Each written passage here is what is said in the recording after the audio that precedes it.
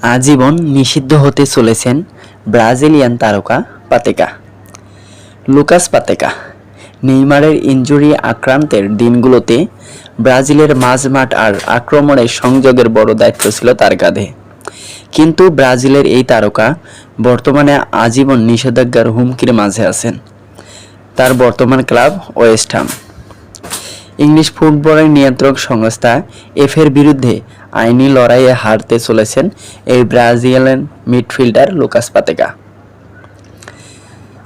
Betting rules ভঙ্গ করা বা সহজ কথায় স্পট ফিক্সিং এর কারণে লুকাস পাতেকার উপর এমন নিষেধাজ্ঞা আসতে পারে বলে জানিয়েছেন ইংলিশ গণমাধ্যম ডেইলি মেইল।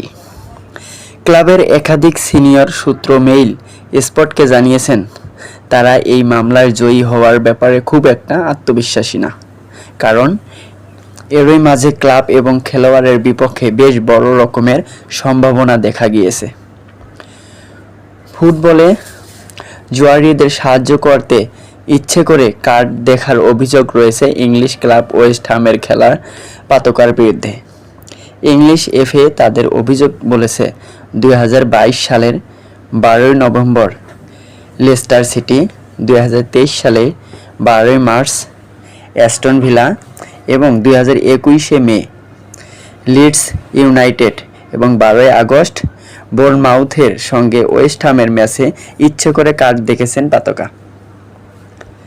ইংলিশ ফুটবলের আইনি ধারা E5 এবং F3-তে যা গুরুতর অভিযোগ বলে বিবেচিত। একই সঙ্গে F3 ধারা ভঙ্গের কারণে F2 আইনের অভিযুক্ত হয়েছেন ব্রাজিলিয়ান এই তারকা। এফএ নিয়ম অনুসারে খেলোয়াড়, ম্যাচ কর্মকর্তা এবং কোচদের বিশ্বের যে কোনো জায়গায় ফুটবলের সাথে সম্পর্কিত যে কোনো বিষয়ে সরাসরি বা পরোক্ষভাবে বাজি ধরতে নিষেধ করা হয়েছে। আর এই নিয়ম ভঙ্গের কারণে আজীবন নিষিদ্ধ হতে পারে ব্রাজিলিয়ান সুপারস্টার লুকাস পাতেকা।